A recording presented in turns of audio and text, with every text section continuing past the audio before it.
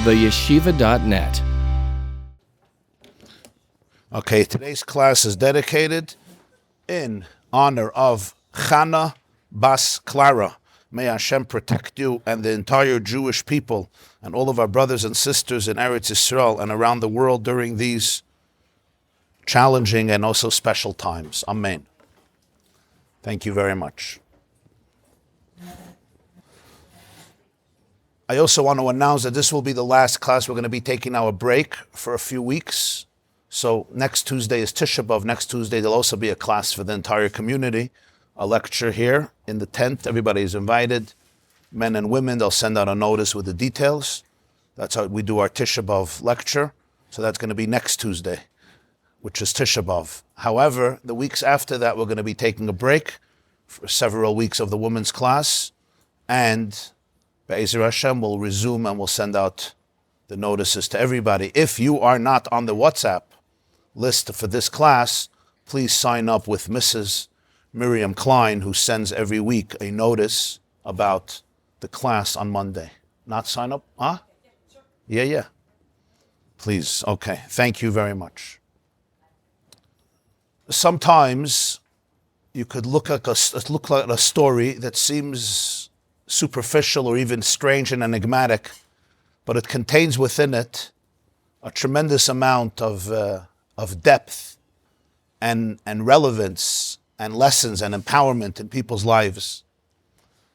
And in today's class, we're going to explore a conversation that is recorded some 17 or 1800 years ago in the Gemara. It's a conversation that is obviously riddle-like. It was communicated in riddles, meaning enigma, in a mysterious way. At the surface, it seems like almost a very childish conversation, even a foolish conversation or a petty conversation. But the fact that the Gemara records it is very, very strange. Like, why are you recording this conversation? You'll see in a moment what I'm talking about. But here we'll explore how this very strange conversation really opens up vistas to very profound reflections on life and on history, including now on the 9 days which we are presently in. So you could see in your source sheet, this is a quote, this is quotations. They don't hear? Okay. You could see in the source sheet, these are a series of quotations from the Gemara Talmud, B'chayres Ches Amud Beis, Tractate B'chayres, page 8. Tractate B'chayres deals with the laws of a b'chayr, which is when an animal, sheep or goat or ox, a calf, is born, and the b'chayr, the firstborn, is considered sacred kaddish. So that's the tractate that deals with the laws of b'chayres. That's why it's called b'chayres, which means the firstborn, like a b'chayr. On page 8, the Talmud tells the following story. One of the greatest sages of the Jewish people, who was also considered the greatest spokesman of the Jewish people at his time and a great debater, his name was Rabbi Yehoshua ben Chananya, Rabbi Yehoshua, the son of Chananya. He was a Levite, a Levi, and he was still from the Meshirim. He was one of the vocalists at the end of the second Beis HaMikdash. As you know, in the Beis HaMikdash, there was a daily concerto, a daily concert, with musicians and vocalists. You can have up to 120 vocalists and 120 musicians. So this was a serious symphony. This wasn't a small little kumsitz. And every day during the public communal offerings, known as the Karban Sibur, in the morning and the afternoon, the Leviim and some Yisraelim would join the symphony. They would sing, and there were those who accompanied them with musical instruments. This was an extraordinary sight every single day in the Beis HaMikdash. And Rabbi Yeshua ben Chananya, the person who we're going to be discussing, was one of these Meshirim. He was one of these vocalists. He was also, as I said, one of the greatest sages of his time. And during that time, Jews were often asked to debate philosophers, kings, governors, ministers, sages in the Roman Empire. And Rabbi Yeshua ben Chananya was considered the man chosen for this task because of his sanctity, his brilliance, his precision, and his eloquence, and of course his wisdom. During his time, he experienced the destruction of the second Beis HaMikdash. He was a colleague, a student of Rabbi Akiva, and they lived through one of the darkest periods of Jewish history, which is the destruction of the second Beis HaMikdash, which of course happened on Tisha B'Av, the 9th of Av, in the year 69 after the Common Era. In the Hebrew calendar, it would be 3,829 since creation, 3829. I know some people put it at 68 after the Common Era, some people 70. It's a question of 2 or 3 years, 68, 69, 70, but certainly during that period, either 3828, 3829, or 3830. That's since creation. Today, of course, it's 5784. So, Rabbi Yeshua ben Chananya is summoned by the emperor, and he wants him to debate 60 philosophers of Athens. Athens is, of course, the capital and the center of Greek philosophy. Athens was the home of the great Greek sages, scientists, philosophers. They were called Sabi de Bei Atuna. Sabi means the elders. The Bei means of the house. Atuna is Athens. Athens was the center of the greatest Greek philosophers, including the most known ones. You had Socrates and Plato and Aristotle. Plato was a student of Socrates. Aristotle was a student of Plato. Aristotle was the tutor of Alexander the Great when he was a child. His father Philip hired Aristotle as his tutor. And then this man became Alexander the Great, Alexander of Macedonia, Alexander Magdon as he's known, who conquered the world, Alexander the Great. But this is all in the beginning of the second Beis HaMikdash. However, this story takes us to the end of the second Beis HaMikdash, a few hundred years later, and Rabbi Yeshua ben Chananya is summoned to debate 60 sages of Athens. These are considered the greatest philosophers and thinkers of the time.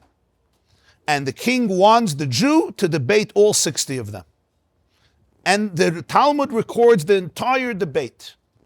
The challenge is that when you read the debate, it seems like a baby conversation. There doesn't seem to be any intelligent exchange. We don't know what they're asking, what he's answering.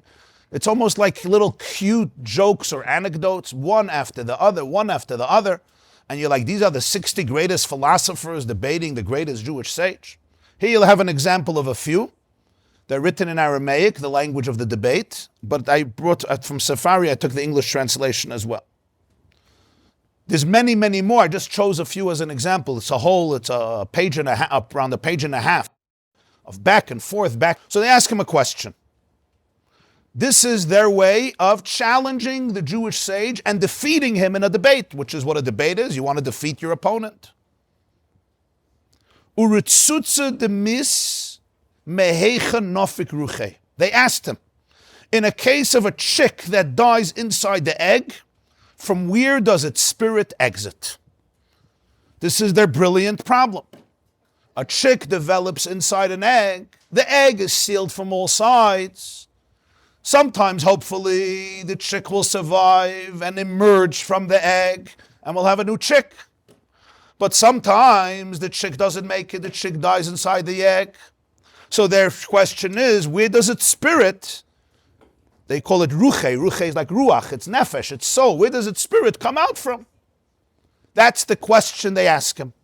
And with this they're trying to intellectually denigrate him, destroy him. What's his answer? What do you think his answer is? His answer is, Rabbi Yeshua says to them, Mehecha da'ol nafak. From where it entered, that's where it left from. That's the answer. Gewaldig. The spirit had to go into the egg, into the chick. The same place, the same exit. The exit door we used for entrance, we used for exit. Boom, he won. Okay, fine, we got it. Take a look at the next line. Milcha kisarya b'may molchila. The sages of Athens asked another question. When salt is spoiling, it's getting rotten, with what do you salt? Salt in order to preserve it. We use salt as a preservative. You keep it in salt. You know, when meat has to be transported, they keep it in salt, etc. It's a preservative. So milcha is melach, salt. Kisaria, when it goes bad, sour, like the word sour is connected to the word saria. But my malchila, what do you salt with? What do you put into the salt to preserve it, to keep it fresh? Great question. This is their challenge to the great Jewish sage. Amar Luhu, he answers to them, Besilta de kudanisa, with the placenta of a mule. A mule is giving birth. There's a placenta. I don't have to explain what that is. You take the placenta of the mule from its womb, and you put the salt in the placenta, and it's preserved. That was Rabbi Yeshua's answer. Oh, so they turned to him, they said to him, Umi ikis silta lekudanisa? Is there a placenta of a mule? A mule is sterile. A mule doesn't reproduce. A mule can't have a placenta. That's only if there's a fetus. What are you talking about? So Rabbi Yeshua says to them, O milcha misari, and the salt spoil? Boom, we're done. He won the next debate. Next one, let's see another one. Mishra de sakini b'mai kotli. How do you harvest a field of knives? You have a field, but instead of having grain or other forms of herbs, vegetables, fruits, whatever it is, you have a field with knives. How do you harvest a field with knives? So Rabbi Yeshua says, Bekarna de chamra, with the horn of a donkey. So they said to him, Umiyika karna lechamra? Is there such a thing as a horn of a donkey? Donkeys don't have horns. So he says to them, Umiyika mishra de sakini? Is there such a thing as a field of knives? Boom, he won the debate. Which egg came from a white hen? Of course, both eggs looked identical. They were white eggs like the eggs you buy in the store or you get from the farm. But one came from a black hen. That's called zuksa uchmasi. Uchmasi is black in Aramaic. A dark hen. One came from a white hen. A white chicken. Which one came from which? Of course, when you look at the egg, you won't be able to identify which one came from which. And from this, they wanted to win the debate. Since he couldn't identify which egg came from which hen, he lost, they won. So he brought his props. I see lahu iyu tre gvini. Rabbi Yeshua went and he brought 2 slices of cheese. Gvina is cheese, gvini. 2 slices of cheese. Amalu, and he says, this cheese was curdled. This cheese was curdled from milk. The milk was taken from a female goat. But heidi is uchmasi veheidi is chivarsi. Which of the cheese comes from a black goat? And which of the cheese comes from a white female goat? They're like, we don't know. He won. Again, he won the debate. And you read this over and over, different themes. At some point, they ask him to build a house in the middle of the air. I mean, all these types of strange things. It would be cute for a puppet show. It would be cute for a circus. It would be cute for a night activity in camp, maybe. I don't know with today's kids, but at least 55 years ago when entertainment could be simpler. And it's certainly interesting exchanges. But you're talking here about great minds, 60 philosophers of Athens. Rabbi Yeshua ben Chananya, considered, as I said, one of the Gedolei Hadar, the greatest of the time. And what are they talking about? So all of the commentators understood that these were all riddles. They were all symbolic. They were sharing deeper ideas. The way they communicated them was through this style. And part of the wisdom was you had to understand what the other person was saying. So it wasn't only you had to figure out what to answer, you first had to figure out the question or the challenge, and then you had to figure out what to answer. So everything here is done in an enigmatic-like fashion. And it's fascinating that there were complete books written in order to explain this. For example, the Vilna Gaon has a book has an entire booklet, a sefer, that explains these debates, what they represent. The Marsha, who was one of the greatest Talmudic commentators, one of the greatest rabbis in Poland in the 16th century, 17th century, Reb Shmuel Eliezer Edel's, his mother-in-law's name was Edel, and he was named after her because she supported him and his wife. So the Marsha was a rabbi of Chelm for 9 years in Poland, and he wrote an amazing commentary on Gemara, and he has a whole long section explaining the symbolism. The Maharal of Prague, Rabbi Yehuda Leva of Prague, also has a whole section explaining it. Rabbi Nachman of Breslov in the Likutei Maharan has a whole section explaining this. Rabbi Yitzchak of Barditchev has a Sefer Kedushas Levi, a whole section explaining these debates. And everybody has completely different explanations. It's interesting to make parallels. The same questions, because it's so open-ended, how are you supposed to read these things? Everybody has different interpretations. But in this class, I want to focus on the interpretation of one of the great Talmudic commentators who I just mentioned, the Marsha. Marsha is an acronym from Mordenu Harav, as I said, Reb Shmuel Eliezer, or Edel's. As I said, his mother-in-law's name was Ada, or Edel. And he has a commentary known as Chidushei Agadois Marsha, which means he explains the homiletical stories throughout the Gemara, in addition to the other part of his commentary, which is Chidushei Halachas, which explains the Talmudic analysis.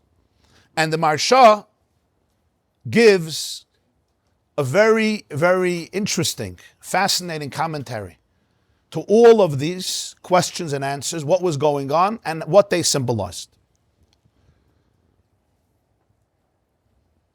He says it briefly, concise. I'm going to try to elaborate on his words and try to explain at least the way I understood it. And I want to try to cover a few, maybe even all of them, but at least a few of them. Let's begin with the salt. When salt gets spoiled, how do you preserve it? What were they referring to? So the Marsha says they were referring to Judaism. Remember, here were the 60 sages of Athens. So they were considered the towering intellectuals of the time. They're talking here to one representative of the Jewish people. And they look at him. They say, what has been your preservative over the generations? Remember, this happened approximately 1,800 years ago. This is shortly after the destruction of the second Beis HaMikdash, which was 1,900 years and change. The Churban happened 69 or 70, and now we're in 2024. So Jewish history has been going on already a long time, a very long time. Because Matan Torah, Maimon Har Sinai happened almost 3,500 years ago. Avram Avinu lived around 3,700 years ago. So you're talking about a long time already till then. And they turn to him and they say, this is your salt, it's your preservative, but your preservative is getting spoiled. And it's time for you to bring salt in order to save your salt. And what they were telling Rabbi Yeshua ben Chananya is Judaism has gotten stale at this point. There's a lot of other isms and movements and political movements and powers and empires that are trendy, that are popular, that are powerful, that are capturing the world. And Judaism is completely on the decline. This was one of the worst times in Jewish history because the Romans not only destroyed the Beis HaMikdash and destroyed Jerusalem, but they also killed enormous amounts of Jews. Those who survived, they sold into slavery. The price of a Jewish slave was then less than $1. That's how many slaves there were. And they especially hunted down the Jewish leaders, and they wanted to literally eradicate every last vestige of Judaism and the Jewish people to the point that it seemed extremely bleak. So at this point, they turned to Rabbi Yeshua ben Chananya and say, your salt maybe worked for a long time, but it's really getting spoiled, and you need to update it. You know how they have updated versions of things, right? There's Microsoft 7 and 8 and 9 and 10. There's versions, your iPhone, you update it. You have to update it. How do you do this? So Rabbi Yeshua ben Chananya says, we need the placenta of a mule. What is he saying to them? They right away respond, and they say, a mule doesn't have a placenta. And this is how Rabbi Yeshua ben Chananya challenged them. They were telling Rabbi Yeshua ben Chananya that the old Judaism that was given to you at Maimon Har Sinai it's not going to work anymore. It's going to lose it lost its appeal, it lost its interest. The salt is going bad. You need new energy. Bring in a little bit from the Roman culture, bring in a little bit from they were essentially Greeks, they were the sages of Athens. The world wasn't under Greek dominance, it was under Roman dominance, but still they represented the aristocrats and the philosophers of Greece. So they said that's what you need to bring in order to revive the salt. Rabbi Yeshua ben Hanania says, give me the placenta of a mule. They say a mule doesn't have a placenta. And what Rabbi Yeshua ben Hanania was saying is, you want me to update the salt with things that don't have a future. What you're looking at is something that's very temporary. I have my eyes fixed on eternity. And you have to understand, his example of the mule is very brilliant and profound. Because, if you know what a mule is a breed, it's a mix, it's a hybrid of a male donkey and a female horse. Kilayim, they bring together a female horse with a male donkey, and the offspring is called a mule, a pered in Hebrew. It's not a sus, it's not a chamor. A sus is a horse, a chamor is a donkey. A mule is a pered. Who came up with this idea? Very simple. A mule has the advantages of a horse and a donkey. It has a better immune system. It's stronger on its feet. It has more power. It gets less sick, less diseases, less vulnerable to diseases and infections. They wanted to take away the chesroinus, the flaws of a donkey, the flaws of a horse, take the advantages of both, and that's the mule. So at the surface, a mule is a perfect product. Much better than a horse, much better than a donkey. It gets the advantages of both the blessed genes of mom and the blessed genes of dad. There's only one issue. You know what the issue is? The first generation is the last generation. It doesn't reproduce. It's not real. It doesn't have the power to recreate, to reproduce. There's no new generation. So this is what Rabbi Yeshua ben Hanania was saying. You want me to update it with things that seem very flashy and trendy right now. Our eyes are fixed on eternity. So sometimes something can be very, very powerful and very engaging and very overwhelming, but there's no future to it. And the reason there's no future to it is because it's not rooted in the rhythm of eternity. It's not rooted in netzach, in nitzchias, in eternity. It doesn't have that power of longevity, authenticity. So when they say to him, the mule doesn't reproduce, he says, yes, and the salt doesn't spoil. I don't need your mule to reproduce. This was his response. Let's get to the eggs. They bring 2 eggs. One came from a black hen, one came from a white hen. Which came from which? He says, I don't know. 2 eggs, they're identical. They both look white. Or maybe another color, maybe they were dark eggs, but he didn't know which came from which.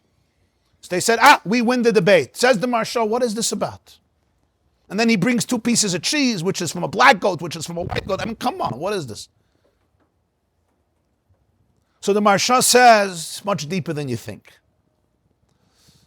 Those who grew up on a farm, or those who have chickens in their backyard, those few families who still are lucky enough to have chickens in Muncie, and you eat those eggs, you know that the lifespan it takes for a chicken to sit and warm the egg that it lays until it produces a chick is 21 days. It's 3 weeks. Chaf Aleph Yom. That's basically the time that it takes. And this is very, very unique how a chicken does this. I don't know if you ever took note of it. Somebody once asked the holy Reb Shlomo Zvila, he was one of the great tzaddikim of Yerushalayim, he passed away in the mid-1940s, and they asked him how you educate children. What's the secret of parenting? He said, go to a farm and look at a mother chicken sitting on the eggs.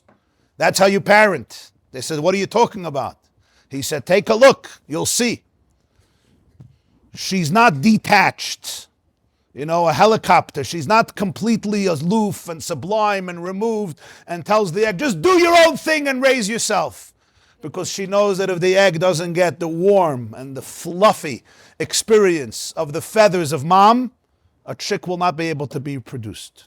On the other hand, if she sits on the egg with all her might, you know what happens to the egg? The egg cracks and no chick gets produced.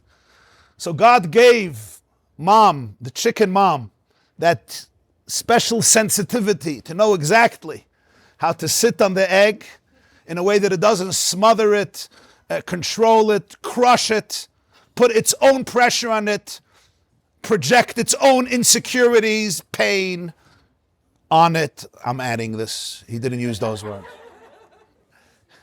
But put whatever she needs to put on the egg because of her own stuff.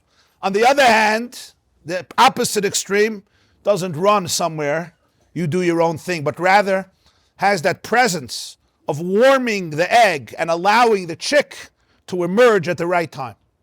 And we know sometimes we want to do a favor. I was once watching a chick struggling to come out of the egg, and with all my heart, all I wanted to do is just crack that egg open. Let the chick come out. It's like when you ever saw the caterpillar metamorphosizing into the butterfly, and it's struggling. And all you want to do is just extricate it. And the farmer told me, if you crack this egg, you will deny the chick its muscles that are vital for its existence. You will do it a favor and liberate it and kill it at the same time. Because a few days from now, it will not be able to survive. Every one of these struggles allows it to develop muscle that is essential for life. What a lesson. So I didn't crack it. I waited and watched until she got out. Or he got out, whether it was a female or a male, I don't remember. And so the Maharsha says this takes 3 weeks. She sits on the egg for 3 weeks, and she knows exactly what it's about. After that, there's a chick that's ready, and it begins the fight to emerge from its container, its egg, which used to be an incubator, and now will become a prison.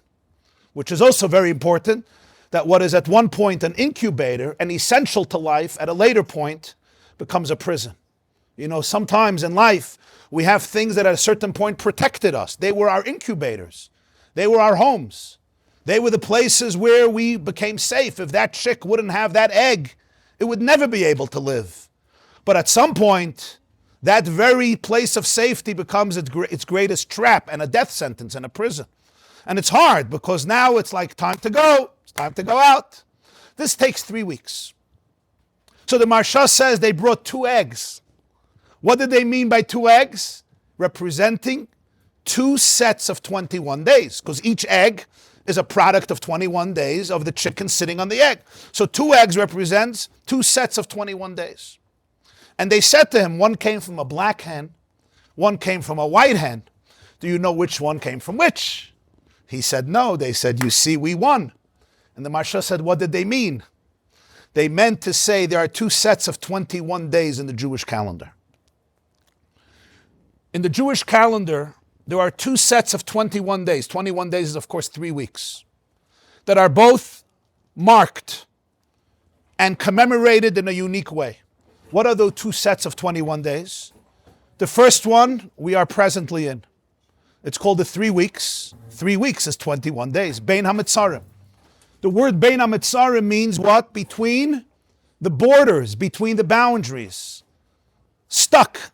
It says in Eicha Lamentations, Kol roitfeha hisigua Bein HaMetzarim. The reason it's called Bein HaMetzarim is all those who pursued her reached her. Bein HaMetzarim. Stuck between the Metzarim, between the confinements.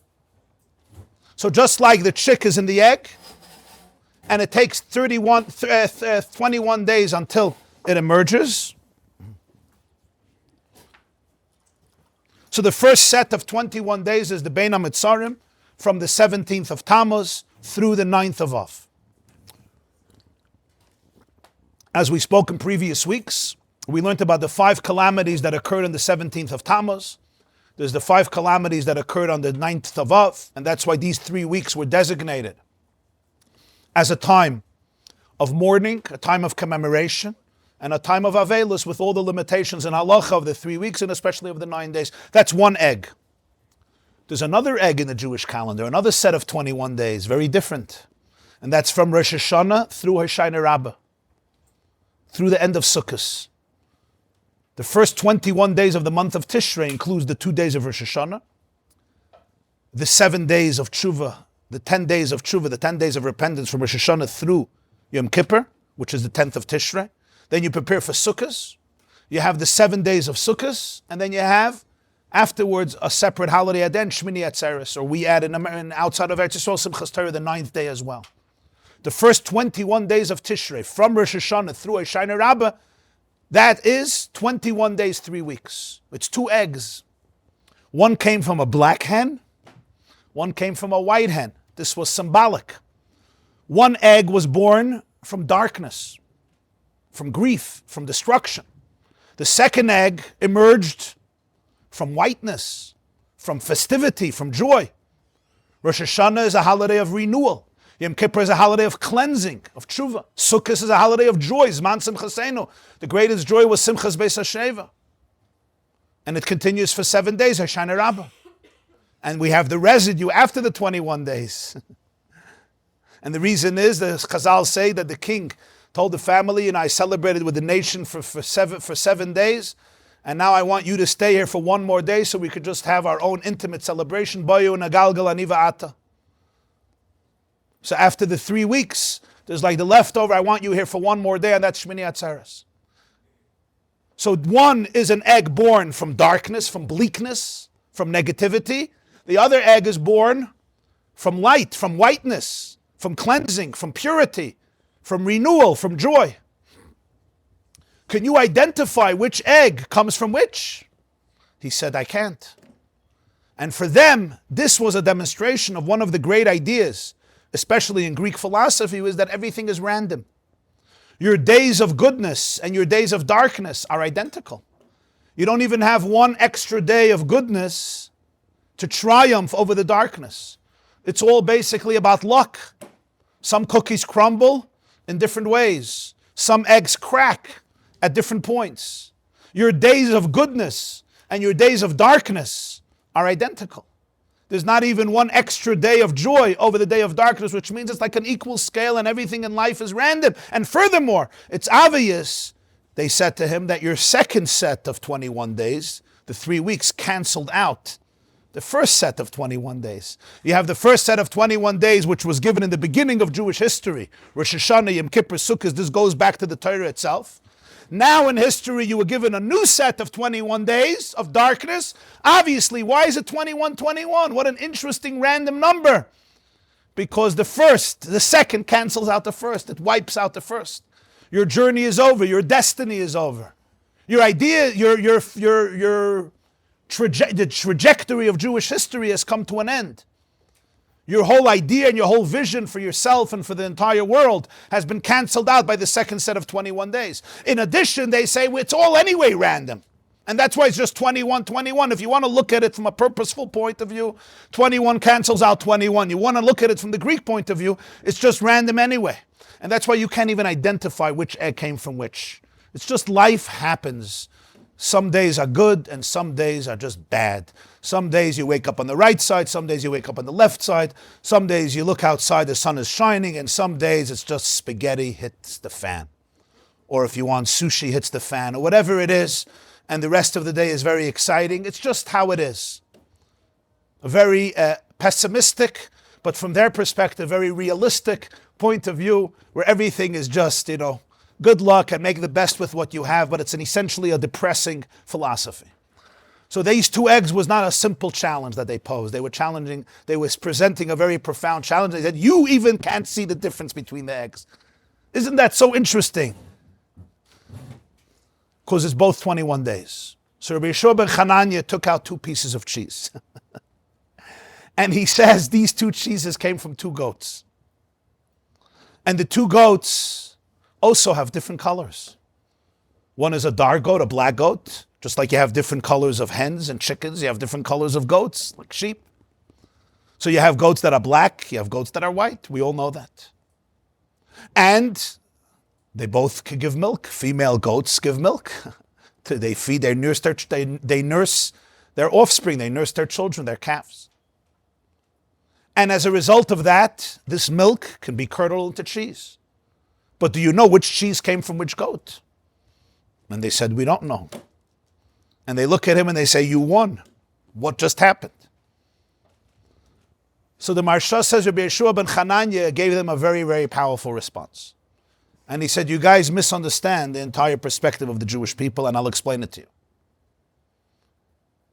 And it's similar to the mistake they made with the salt and the mule that we spoke about earlier, the placenta of the mule. This is a continuation of that. 2 goats. Marsha says he was referring to, obviously they were well versed in Judaism. They knew about the 21 days here, the 21 days there. They were extremely well versed. And they also knew about what the 2 goats represent. One of the services on Yom Kippur, one of the key moments of Yom Kippur was known as the service, the avodah of the 2 goats, Shnei Seirim. This is in Parshas Acharei Mos. Aaron, the priest, the high priest, and every generation the Kohen Gadol would take 2 goats. One goat was put on the right, one goat was put on the left. He would then choose 2 lots, a goyrel. He would make a goyrel, like a lottery from a box, take out two lots. One was LaShem, one was LaAzazel. One was called for the divine and one was for the Azazel. And they were placed in the 2 goats. And it seemed like just a random situation. Why was this goat got this goat got this? We don't know. Could be the right, could be the left. And the fate of these 2 goats was very different. One goat was offered in the Beis HaMikdash, and its blood was brought in the only time of the year into the Holy of Holies, and it was sprinkled in front of the Aron, Achas L'mayla V'Sheva L'mat. And even in the second Beis HaMikdash, they didn't have an ark anymore. But they had the space of the ark where they have the Even Shasiya, what they call the foundation rock, that they still identify over there on the Temple Mount, the Even Shasiya, where the Aron apparently was. And then in the second Beis HaMikdash, the Aron was hidden at the end of the first Beis HaMikdash, so it shouldn't end up by the captors. So Yoshiyahu, the king, realized that the end is coming, so he hid the Aron, and he hid the stuff that were together with the Aron, the oil of Moshe Rabbeinu, the anointing oil, and the Tzinsenes Haman, the jug of the man, the Shemen HaMishcha, the stick of Aaron that blossomed with almonds that we spoke about, Parshas Korach, the Urim V'Tumim. He hid all these things so they didn't end up by the captors. So in the second Beis HaMikdash, they didn't have the Aron anymore, but they had the rock on which the Aron stood.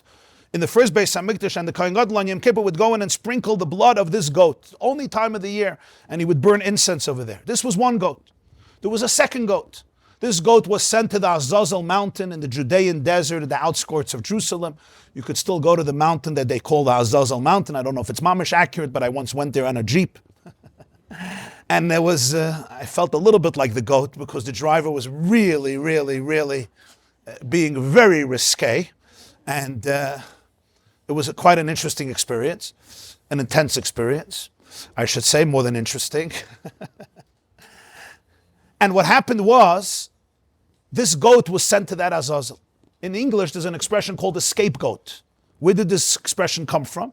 It came from the Torah, from this expression, because this goat carried on it all the sins of the Jewish people, so they called it the scapegoat. In English, they called it a scapegoat. You know, everybody needs a scapegoat. It came from this goat. It's not a Jewish expression, scapegoat, but I'm just saying it originates in this incident, in this mitzvah that happened on Yom Kippur. So you can't compare the 2 goats. One goat was brought into the Holy of Holies. One goat was sent down the mountain of Azazel, and it apparently carried all of the sins of the Jewish people. It did carry, it says V'nasa, it carried on it the sins of the Jewish people. And Aaron and the Kohen would tie on the horn of the goat and on the stone nearby a scarlet red thread. And when they sent the goat down the mountain, it was transformed into white. The pasuk says in Yeshayim, Yiyu chataechem kashanim kashelag yalbinu. Even if your sins are like scarlet red, they will become white like snow. So symbolically, even though the 2 goats looked identical, but symbolically, they represented completely 2 different realities. One was a reality of darkness, of sin, of mistakes, of transgression. That was one goat, the Sar Lazazel. Other goat represented the goat that was brought into the Holy of Holies and became a carbon and goes up to God in the highest level. So symbolically, you have 2 goats, opposite, completely opposite. And yet, the choice between them is a random choice. It's like, boom, boom, why this, why this? I don't know. So you could say, you know, and if you think about it in life, you could sometimes look at 2 different lives. One life, sometimes in one family. You could look at 2 children in one family. One life ends up in Kodesh HaKadoshim, in the Holy of Holies. The other life ends up in Azazel. What does Azazel look like? It was a steep mountain, it was a cliff. Once an animal or someone goes down that cliff, They're not going to survive it. And sometimes in life, a person ends up in an incubator of the Holy of Holies. They're surrounded by the Aron, they're surrounded by the Luchas, they're surrounded by God's glory, and another person ends up on a cliff. And I'm talking here not necessarily physically, but emotionally, psychologically. Fighting battles of steep mountains, trying to stay afloat. And you say, why did this goat end up here? Why did this goat end up here? And we love giving explanations. But the Mishnah says that the two goats were actually identical. They were identical in what they looked like. They were identical in their height. They were identical in their value. And the only thing that chose the fate of this goat and this goat was goyrel. Goyrel. Goyrel at some point, at the surface, seems like completely random. It's almost a mistake. Why did you win the lottery and I lost the lottery? I don't know. I should have won. I always say that. I don't know why somebody from Wyoming or Kentucky always wins $300 million. But as is this, it's a goyrel. When I'm going to start debating and philosophizing. But how do the Jewish people look at goyrel? They don't look at goyrel that it's a mistake. We look at goyrel is that the connection of me to some things are beyond what I can understand with my logic. We say, Ashreinu matov chalkeinu, umanoyim goyreleinu, umayofa yerushasenu. What are these three things? How fortunate, Ashreinu, we are fortunate, matov chalkeinu, how good is my chelik, my part, my lot. Manoyim goyreleinu, how pleasant my goyrel. My yafa yerushasenu, how beautiful, how splendid, how aesthetical my inheritance.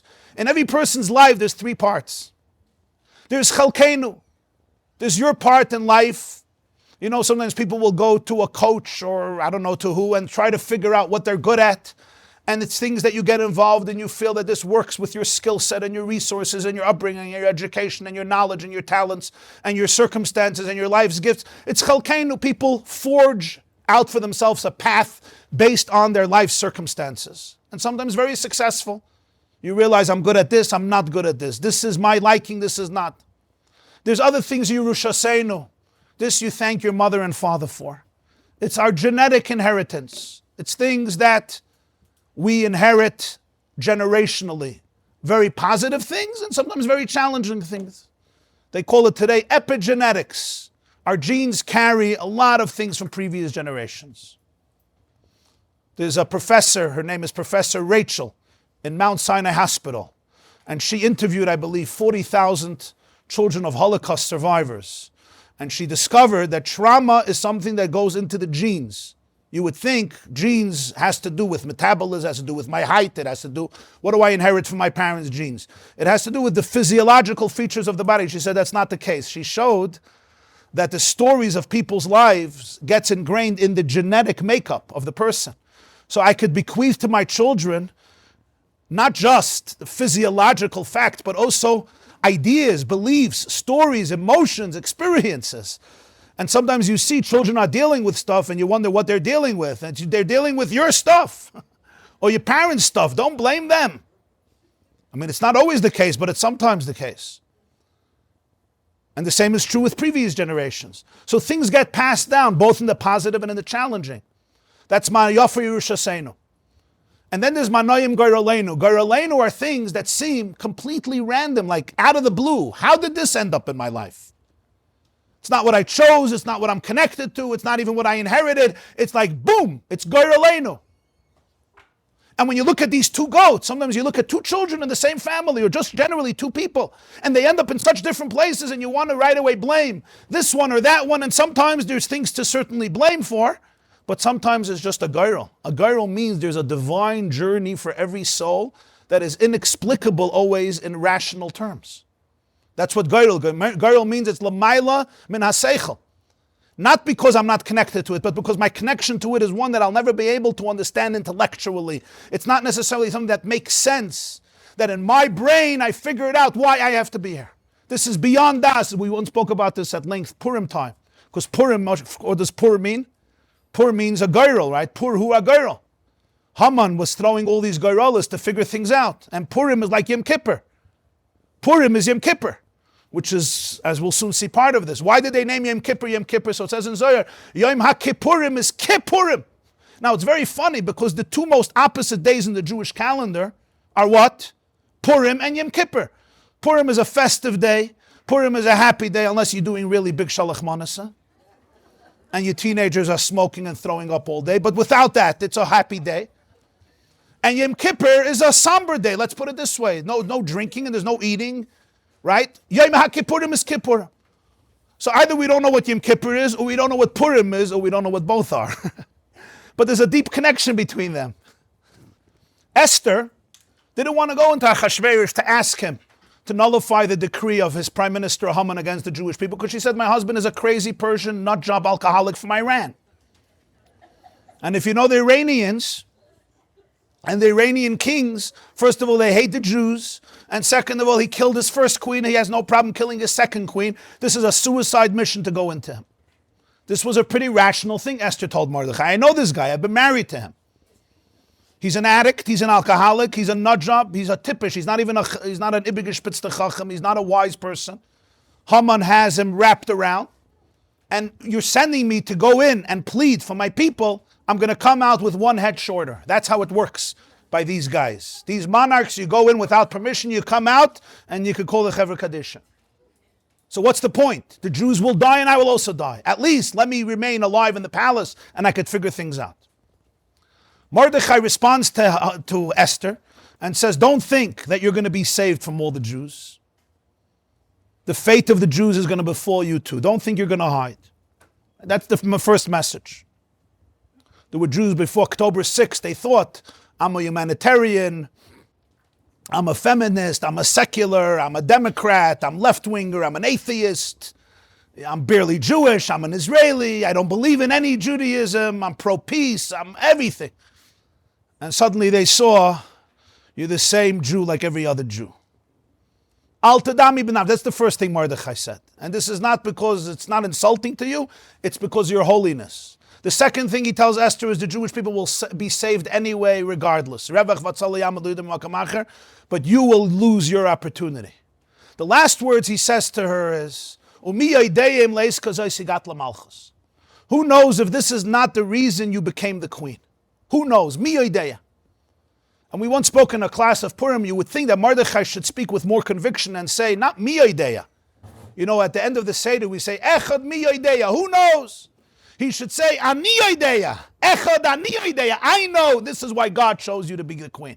He doesn't say that. He says, mi idea. Who knows? Almost like ambivalent. Like, who knows? So you want me to go in and risk my life and come out or not come out? You want me to jeopardize my life, put my life in absolute danger because he hasn't invited me for 30 days. And if you go in without permission, he doesn't extend his scepter, he kills you. Why? Because you say, who knows? For your question, who knows? I should go put my life in jeopardy? I should go into a lion's den? The answer to this is Mordechai wasn't being ambivalent. He wasn't being speculative. He wasn't trying to sit on the fence and says, who knows? Maybe, it's like buying a lottery. He was responding to something. He was saying, Esther was asking a very deep question. It wasn't just a physical question. It was an existential question. How did I end up in this mess? Esther was a wonderful Beis Yaakov girl. Or maybe Beis Sarah, Beis Ruchel, B'nois Tzion, Bruria, Shalamit, Nevei, Beis Rivka, B'nois, whatever, B'nois New York, B'nois, whatever. And she was a valedictorian of all these schools. All of them. I don't know how you're of all of them, but she was. And the Shatchanim were already going crazy. And then she ends up with this Persian Meshugana. How did this happen? This was a very deep question. Like, this was not part of the trajectory. And this Mordechai told her something very profound. And that is mi idea. This is not something we figure out through das. This is not something you could use your rational, perceptive mind, like with a mathematical equation, to figure out. This is something that requires you to open yourself up to a journey in life that is rooted in infinity. The source of logic is also created. The source of reality is beyond logic. Mi idea was the message that Mordechai told Esther, if you want to be able to live your life to the fullest and fulfill your mission, you need to go through a paradigm shift. And the paradigm shift is let go of the control that we like to control things through understanding. Not because we're stupid, that we believe in stupidity. No, we're not. We like to use our mind. The mind is a blessing. The brain is an incredible blessing when it can be used. But sometimes, remember, the same egg that is an incubator becomes a prison. The same brain that in so many ways is a blessing can become a prison when it holds me back and it keeps me frustrated and resentful, because this is what my life is supposed to look like based on my logic. Asheinu matov chalkeinu, yes. Mayofer Yerushaseinu, yes. But then there's a special prayer, Manoyim Goyraleinu. Can I embrace my goyrel? Can I embrace the life's journeys that are beyond my trajectory, beyond my expectation? I don't know why I ended up with this challenge, but I didn't end up in this challenge. I was placed there because my soul's mission is deeply connected to this particular journey and was given the power to go to those places. And here in parentheses, I'm going to go to the other debate, and we're going to get back to the eggs in a moment, with the chick and the spirit. The chick is in the egg. It died. Where did the spirit go out from? What type of ridiculous question is this? But they were asking something very deep. They weren't stupid people. They said, I understand. They're Greeks. They're philosophers. I understand the concept of a soul. I understand the concept of spiritual consciousness. I get that. But now you're stuck in an egg. This is spiritual consciousness stuck in an egg. It's stuck. How is it going out? And Rabbi Yeshua ben Chananya says the way it came in, that's the way it came out. What do you think is the argument here? This is a very deep argument. The question is, can the soul ever get stuck in an egg? The Greeks understand that a soul essentially is a transcendent reality. It exists before one is born. It exists after one dies. It's a soul. I got that. But this soul came down and came into a prison cell. And there it's confined. And there it's defined and confined. Now it seems like it's stuck. And what this is referring to in life is exactly this situation. I understand that when my soul was free, it was free. But the soul comes into the body. That's our own egg. And the soul lives in embodiment. And the body goes through a lot of different stuff. Does that not define the soul? Does that not grab the soul? Is it not possible that somebody's soul and somebody emotionally, psychologically gets really stuck in their life? And there's no way to get out of it. Sorry. You went into this prison, maybe not your fault, maybe inadvertent, maybe God chose it, nature, nurture, circumstances, everyone in their own life. But this is what I'm dealing with. I can't escape it. You're in an egg, and the egg is sealed. Rabbi Yeshua ben Chananya said, there's no such a thing. The same way it went in, the same way it got out. The bigger miracle is not how it gets out. The bigger miracle is how it came in. Don't you understand that the greatest miracle of Galus is that Shchinta begalusa. The soul is a chelik elokam imal. It's a piece of God. So how did the soul ever go into this place? And the answer is because of God's infinity. The soul has a power to go to places that are incredibly dark because it's infinite. It remains infinite. So the greatest challenge is how it got in. How is it that infinity could look finite? How is it that something so beautiful and so amazing and so incredible and so liberated could seem so confined and in shackles? I once heard there was the former chief rabbi of Britain, Rabbi Jonathan Sacks, Olav Shalom. He was a very brilliant man. And I once heard he shared a story, a very moving story. He said that when he was studying in Cambridge University, he came from a British home. They weren't very religious. They would go to shul on Shabbos, but it was a traditional home, but not a very religious home. And after the 6-Day War, he was 20 years old. He was born in 1948. So after the 6-Day War in 1967, he was really shaken up. And he was a smart kid. And he started a search. He started to search for his spiritual and Jewish identity. And he came to America in the summer of 68. This is after the 6-Day War, almost a year after the 6-Day War, a year after the 6-Day War. And he went on a Greyhound bus for a few months. And he went to visit different sages and Jewish intellectuals to speak to them. He went like to 50 of them, he said. Anyway, so he said that at one visit, he came to the Lubavitcher Rebbe, and it was the middle of the night that he got his audience, and he was there for like 2 hours, and he asked all of his questions. He had a bunch of questions on philosophy and history and faith and Emunah and Torah, all these types of questions. And he asked them for close to 2 hours, and the Rebbe answered. Finally, he was done. He was 20 years old, and he's about to leave the room. And the Rebbe said, you asked me so many questions. Can I ask you a question? He didn't expect that. What type of question would you want to ask me? He says, you're studying in Cambridge, so I would like to know, what are you doing for Jewish life in Cambridge University? That's my question. So Rabbi Sachs, I'm saying what he said. Rabbi Sachs says, I wasn't doing anything for Jewish life in Cambridge. I wasn't interested in doing anything for Jewish life in Cambridge. My entire Jewish identity was unbalanced. I was struggling with it. That's what I was trying to figure out, who I am, who I'm not, how Jewish am I, how involved do I want to be? But he said, I'm not going to tell the Rebbe I'm a nice British boy. I'm not going to tell him I'm not interested. It's not how a British gentleman talks. It's not American. I'm not interested. It's British. It's man. Even if I'm sending you to jump into the lake, it's with etiquette. I'll give a bathing suit. I'll give a towel. I'll give maybe 2 towels, whatever it is. So he tells the Rebbe, he said he didn't even know what he's going to say, but he started to formulate this eloquent answer. He says, well, in the situation I find myself in, and he just wanted to in the situation, whatever, he'll come up with something, I'm doing 9 PhDs and I sleep 6 minutes a night, whatever the end of the sentence would be. And he said the Lubavitcher Rebbe interrupted him in the middle of his sentence. And that was very unique because the Rebbe would not interrupt people. He would let everybody say what they said and then he would respond. But here he interrupted him. And he said, a person never finds himself in a situation. A person puts himself in a situation. And when you put yourself in one situation, you can always think about putting yourself in a different situation. I think that you can have an amazing influence on Cambridge University and on Anglo Jury. And in fact, if you would ask me, I believe that part of your soul's mission is to be a rabbi's rabbi. Now, telling this to a 20-year-old kid who wasn't sure if he's an atheist, if he's an agnostic, how Jewish he is, it was like, what? Right? He said this a few days after he became the chief rabbi of the United Kingdom in the 1990s, I think 1990 or 1991. It was fascinating.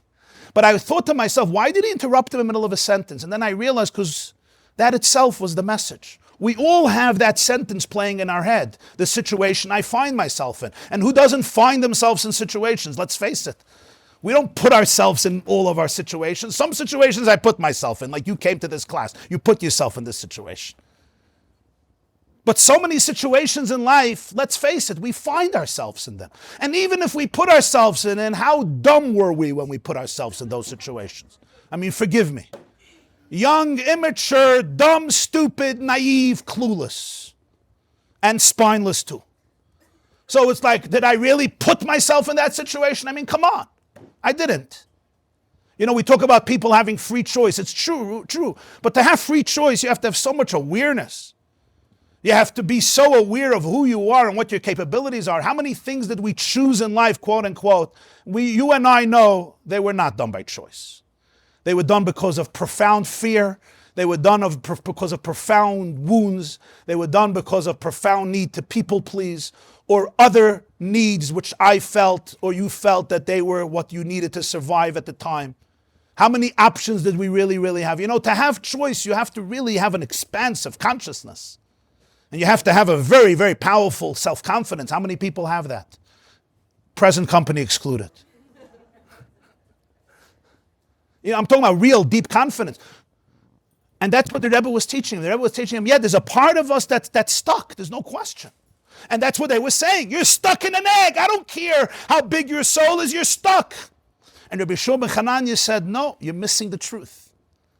That the soul's journeys come from a very deep place of choice, even if it's not a choice that makes sense. Rabbeinu Bechaya writes in Parshas Kiseitze, something very, very deep. And I know it's not easy to say, and it has to be said with a lot of sensitivity. And he says that every soul, before it comes down to this world, is shown all of its experiences. And it has to choose and agree to each and every one of them in order to come down to this world. In other words, what does this mean? Come on. How many of us would be more than happy to press Control, Alt, Delete on a few people or a few events in our life? I once told a story at a lecture, so somebody in the crowd says, without names, who was it? Right? So we're not going to get into names, who you want to delete or what you want to delete. You know it on your own, and it's none of my business. But come on, what does this mean? The answer is, the moment I answer this logically, I am failing you and I'm failing me, because this is not logic. This is not al pi seichel. It makes sense according to the statistics and according to the psyche that I figured out with my life coach, that this is the work I should go into. That's chelkeinu. You should do that. If there's a job you're good at, go and make a lot of money and do a lot of good things and give a lot of tzedakah. There's man Yerushaseinu, there's our genetic pool that we inherit. But then there's Goyer Aleinu. There's Goyer Aleinu, the things that seem random, because they're this shlichus. It's a mission of the soul that comes from the deepest place of the etzem, of the core. That's what Mordechai said. Esther, this is something called miyodeya. Hashem put your soul here. Why Esther Hamalka has this mission, I don't know. And what happened when he said that to her? A new person was born. Till that point in the Megillah, Esther is very passive. She listens to everything he says, and the Megillah says she doesn't say a word. In fact, the word Esther means hidden. She was hidden. She doesn't say a word. She's really reacting. Suddenly at that point, what happens right after that? She starts giving the instructions. And now Mordechai is listening to her. Till that point, he says, she listens. She's a good girl. Isha Ksheira. What does the Chazal say? Isha Ksheira Oiser Etzayim Baila, right? A good woman does her husband's will. I just opened up a Pandora box, I know that. But here's what the Baal Shem Tov said. So this is my second Pandora box. Isha Ksheira, a really good woman. Oiser Etzayim Baila, she creates her husband's will. Oisa. Oisa could mean do. Oisa means create. She creates it. I once went for, this is a funny story. I once went for a Shabbaton to Milwaukee. And so I was sitting with the rabbi who invited me. His name is Rabbi Rappaport. He was taking us to his shul, or to his home from the airport. So my wife was sitting with his wife in the back seat, and I was sitting with the rabbi in the front seat. He was driving, and I was in the passenger seat. So we were talking. But Rebbetzin Rappaport, we were like a year married, so I heard she's giving my wife marriage advice about me. And because she thought I was having a conversation with her husband, so she was talking freely. I was having a conversation, but I was eavesdropping. I wanted to hear the advice my wife is getting. So I hear her tell my wife, as I'm talking to Rabbi Rappaport, but I could multitask sometimes a little bit, even though I'm a man. And that is, she says, with men, I know with my husband, probably with your husband, like, it's all going to be your idea, but let him believe that it was his idea. Just let him believe that it was his idea. It's much better for Shalom Bayis. Okay. I just told this to my wife a few months ago. I said, I heard that piece of advice. That's probably what you just did, right? She says, you heard it? You heard it 25 years ago? I said, yeah, I heard it. Gewaltige advice.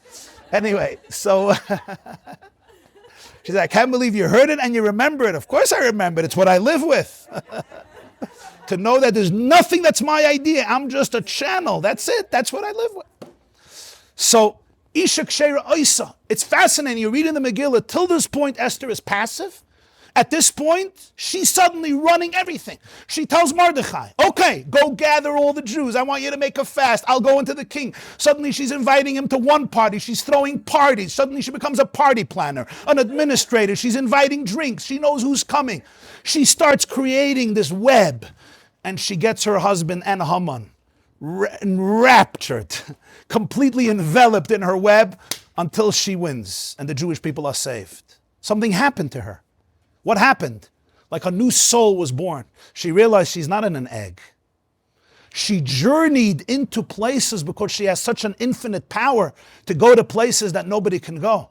She didn't end up there by mistake. Her soul placed her there with the resources, knowing that for some incredible and inexplicable reason, there's a light in her that can penetrate this darkness. And let's face it, we're all here today because of that woman called Esther. And that's why it's not called Megillus Mordechai, it's not called Megillus Esther or Mordechai, it's not called Megillus Mordechai's Esther, it's called ultimately only Megillus Esther. So Purim is like Yom Kippur. This Geirel is the two goats. And the two goats end up in completely different places. And we sometimes want to blame this. Maybe two of your children have two completely different journeys that we don't understand. And maybe you have a journey that's very different than your sibling, very different than your friend. You look at your classmates, you remember? Think of your classmates many years ago and where everybody ended up in life. It's very fascinating to see. And sometimes, you have these class WhatsApps. You have these class WhatsApps from like classmates from many years ago, where everybody is in life and everyone's situation. And sometimes people are very narrow and they think, that their orbit, that's the only orbit that exists. But it's very fascinating and sometimes it's tragic and it's always very moving to see different journeys. And a lot of those journeys seem completely things that people couldn't expect and couldn't plan. And we have that part of our brain that says, I'm stuck, I'm just in despair, and it's normal. And that's the egg. And the egg holds the chick in prison, and there's no way the spirit is going to get out. Rabbi Shimon Charanya said the same way it got in. It got out. The bigger miracle is that it got in. You don't understand what the human soul is. The human soul is divine. The divine is infinite. Nobody can destroy the divine. When the divine goes into an egg, it's not stuck. It's infinite. The only reason it went in there is in order to be able to break open the egg and to transform the egg too. So the soul says, but I don't have the resources for it. I don't have the resources for it. So now he comes to the cheeses. And he says, and what happened with both of these goats? Do we look at the second goat that goes to the Azazel and we say, oh, this is the dark goat, this is the helpless goat? No, we say this is the goat of atonement. This is the goat of forgiveness. The scarlet red thread on the goat became white. So the black goat, black I don't mean physically black, the goat that represented darkness also transforms itself into white cheese.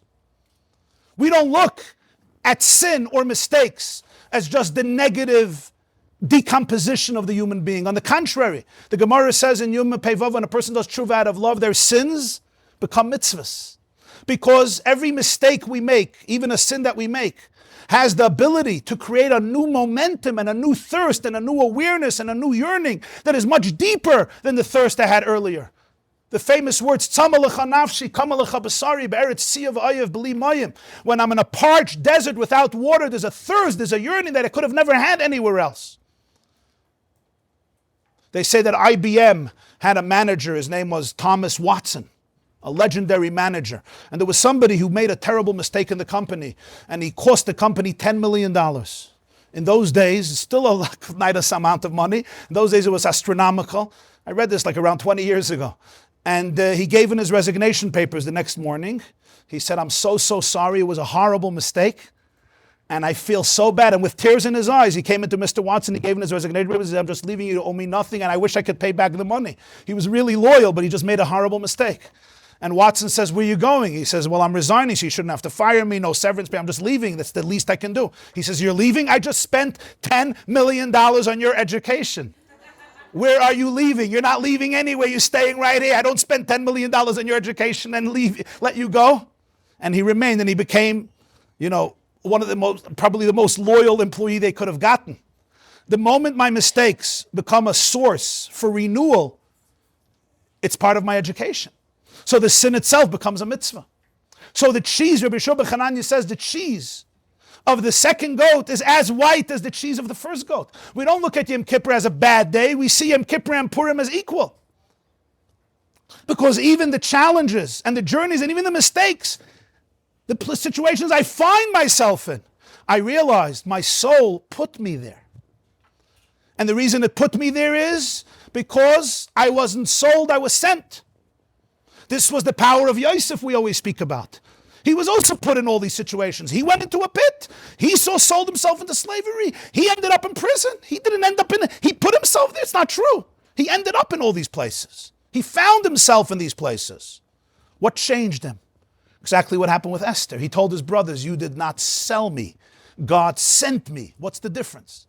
If I was sold, I am a passive victim, like a ping pong ball, thrown from here to here to there to there.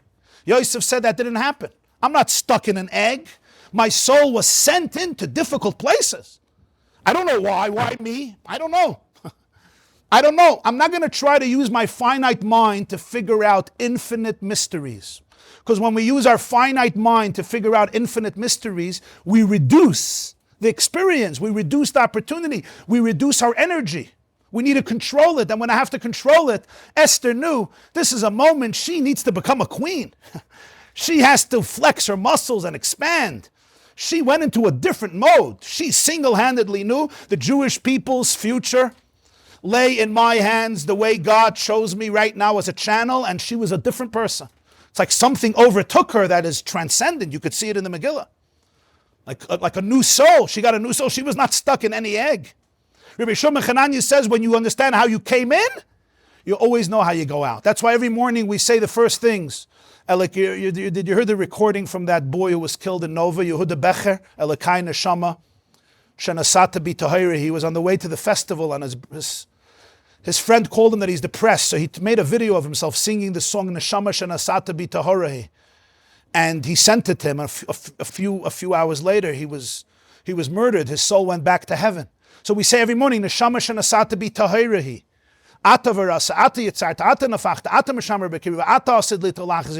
Because you have to know where you came from, how you got in order to know how I use my circumstances and even my body itself to heal, to bring awareness, to bring rejuvenation with a lot of compassion and empathy.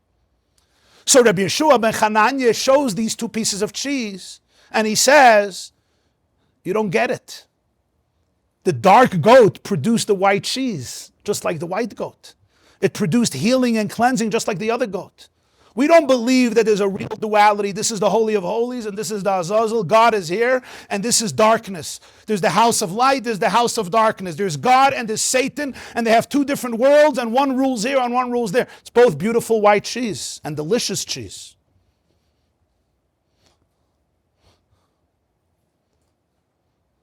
So Rabbi Yeshua Chananya says, now you'll understand with the two eggs. We don't look at the 3 weeks and saying, they canceled out the 3 weeks of joy. That's not how we look at the 3 weeks. We look at the 3 weeks as a journey into a difficult place of darkness in order to transform it. The reason we don't recognize one egg from another egg is not because depression is more powerful than joy and pessimism is more powerful than optimism and bad cancels out good and evil cancels out light and negativity cancels out positivity and darkness cancels out light and triumphs over light and everything is random and you don't even see the difference. It's because from the Jewish perspective, everything is light. The 21 days of joy and the 21 days from Shivasa B'Tammuz to Tisha B'Av are equal. That's why you don't identify. It's just a different path. There's two forms of light in life. There's the light that we see as light. And then there's light that we see as darkness. That light that we see as darkness is a different type of light. It's the light that is waiting for us to transform the darkness into light. It's a difficult journey. And I know I'm speaking about this and I'm feeling a little guilty even saying this because I know different levels of darkness that people are dealing with. So it could sometimes seem chas v'shalom callous. But trust me, you can hear it in my words. This is not coming from callousness. This is coming from endless sensitivity and profound sensitivity and awareness of the challenges that people go through. And to understand that in many ways, when I conclude and I say this is just dark, it sounds normal and it sounds rational. But ultimately, I'm betraying the truest depth of my soul. Because your soul is never ever dark. There's no such a thing. The soul is a chelik elokam imal. It always has infinite light. It was sent into very dark places. Sent, not sold. Why was it sent into those places? I don't know why. You were sent here, you were sent here, I was sent here, this person was sent here. Nobody knows these things. Mi yodeya, it's beyond us. And that's why Purim and Yom Kippur are so connected. Yom Kippur is the one day Achaz B'Shana. It's higher than Seichel. You go into the Holy of Holies of the soul beyond Seichel. Purim was the same thing. Esther didn't go into the Holy of Holies. You know where she went in? She went into Achashverosh's Beis Hatzlamim, the opposite of the Holy of Holies. How do you compare these 2 days? Because Esther understood that when she went into that place, this was her Holy of Holies. This is where she had to find Hashem. In the Azazel mountain, in Achashverosh's chamber, that place, the lion's den for her, that was the Holy of Holies because that's where she found the shlichus, the mission that was on her. So those are the two goats he's talking about. They both created this white cheese. That was Esther's power, Esther's uniqueness. And because of that, they come and say, 21, you can't even identify one from the other. He says, that's exactly the point. They don't cancel out the first days. They're an extension of those days. There is the joy that seems like joy, and there is the joy that comes camouflaged in all types of struggles and obstacles of darkness. And those are the 3 weeks. And that's why the Rambam says that all the fast days, including Shivasa B'Tammuz and Tisha B'Av Moshiach comes, will be Yomim Tovim. will become holidays. In fact, the Medrash says that the greatest Yom Tov of the year will be Tisha B'Av. And may we see that this year. And the question is, why the biggest Yom Tov of the year? I understand there'll be a Beis HaMikdash, Moshiach will come, we'll cancel the fast. I'm game. I don't love the Tisha B'Av fast, even though it's sometimes good for the other things. But I could do that other days too. And it doesn't have to be 24 hours. But why the biggest Yom Tov? The answer is, Rabbi Shlomo Chananya says, because both eggs contain within them very, very powerful positive energy. Here you have to crack the shell, you have to crack the egg, pun intended, to extract it. But when you extract it, you're going to see that the entire purpose of it was just to bring a person to the greatest level of infinite light, much beyond the other light.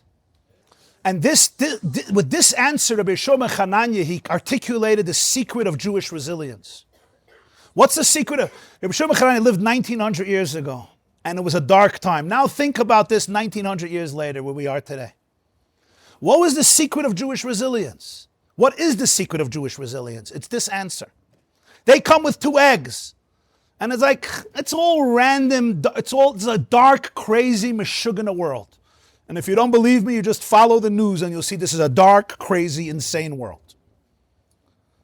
So what are you making? This egg, that egg. So you have your Yom Kippur, your Rosh Hashanah, your Shana Rabbah, Sukkot, and then you have your Tisha B'Av, your Shavasa B'Tammuz. And it creates an attitude of cynicism or despair.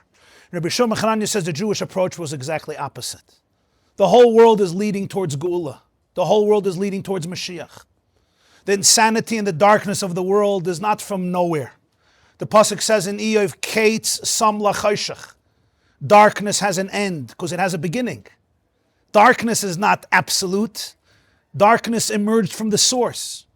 And therefore, even though rationally and emotionally things could be very, very difficult with a person, and we have to embrace with empathy all of our experiences, repression and denial and cutting it off and blaming and shaming a person for experiencing the Azazel experience is wrong. There's 2 goats and they have different experiences. And during Tisha B'Av, we don't dance like we dance on Simchat Torah. There are different experiences, different halachas. The 9 days have different halachas than Sukkot. That's in terms of the structure of life. But in terms of understanding and appreciating the depth of the journey, it's really the power of a neshama that has the amunah and the faith and the connection to eternal light and knows, Jewish people knew in their DNA that the whole journey of Gullus is a journey of Gullus towards Gula. And even now, if you look at the Jewish people now, if you look at it from a very natural perspective, it's so easy to be discouraged. But then you open up the heart of the Jewish people today. And the feeling of the Jewish people is that we're about to see grand miracles. We're about to see enormous nisim. We're about to see a whole world, enemies from all sides, that have Rahman al-Itzlan, one agenda like Haman had. And from the same place, Persia.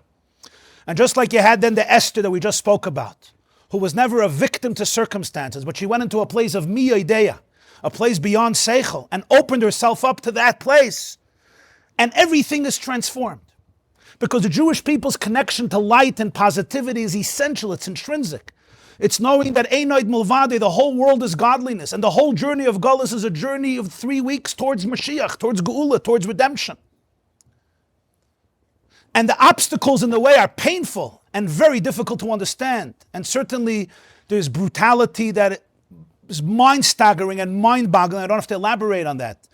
We know that individually, we know that collectively, especially today with all the challenges facing our holy brothers and sisters in Israel and the loss and so on and so forth and the hostages. And yet even in a deeper place in our soul, Rabbi Shlomo Chananya says that ultimately the Jewish people see the light of the sun, we see the cheese, we see the whiteness, we see the cleansing, we see redemption, we see the opportunity of the Jewish people to open themselves up to their true infinite calling and consciousness and become receptacles of grand transformative miracles that will bring a new consciousness into the world, beginning by bringing in a new consciousness into our life. And here finally, and with this we want to close it up. I told you I want to go through the riddles. We'll do the last riddle, which you'll get pretty fast. They say to him, the second to the last, what does one do to harvest a field of knives? What's the problem? Why can't you harvest a field of knives? Bring metals that can cut knives. The problem is we walk on fields. How do you walk on fields of knives? You can't. And he says, with the horn of a donkey. Now tell me, you ever tried taking the horn of a donkey and cutting a field of knives, harvesting? What type of answer is? They say a donkey doesn't have horns. And he says, well, a field has no knives. What type of joke is this? And the Marsha says something amazing. They look at Rabbi Yosef and they say, why are you a happy person? Wherever you walk, this is a field of knives. Wherever Jews walk, it looks like there's fields of knives waiting to cut you down. Why are you walking around happy? It's a field of knives. This world is such a dangerous place for you. This is what they tell Rabbi Shua ben Chananya. How do you harvest these knives? How do you get rid of these knives? And he says, we have karna de chamra. Chamra is the donkey. The Marsha says it's referring to the donkey of Moshiach. Ani v'roichav al hachamar, Zechariah says. And the keren represents the horn. The horn represents melucha. The melachim were nimshach b'keren. They were anointed with the horn. The keren represents the glory. V'yareim, it says by Chana, v'yiten oiz lamalkai v'yareim, keren meshicha. Rabbi Shua ben Chananya says, we have karna de chamra. We have the horn of the donkey. We don't see these knives as real absolute representation of infinite darkness. Keitzam lachayshach. We're ambassadors of the divine in this world. There's eternity, there's goodness, there's Einoid Mulvadi despite all the challenges. They say this is an illusion. A donkey has no horn. And he says, and the field has no knives. These knives that you're seeing as cutting you down is from your perspective, where you don't understand the entire journey of what life is. You see darkness as intrinsic and absolute. But when you see darkness as a channel, as an opportunity, I wasn't sold, but I was sent, then everything is different. That's the karna, the chamra that Rabbi Yeshua ben Chananya was talking about, even though they said, oh, we don't see no donkey and we don't see no horn. He says, right, that's true, you don't.